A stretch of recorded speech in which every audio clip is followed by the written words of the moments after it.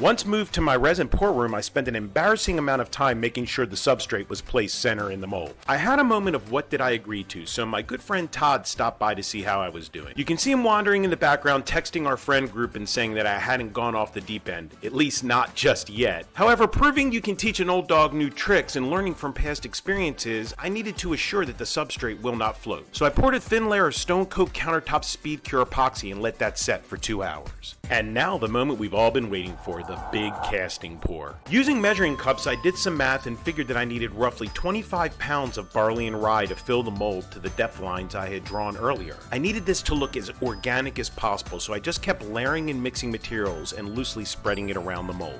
For the casting pour, I'm using Stone Coat Countertop Super Cast Epoxy, which will allow me to pour the 3 gallons needed for this project in one pour. I also added a small amount of black dye to the mix for no reason other than it added some shadow depth to the rye.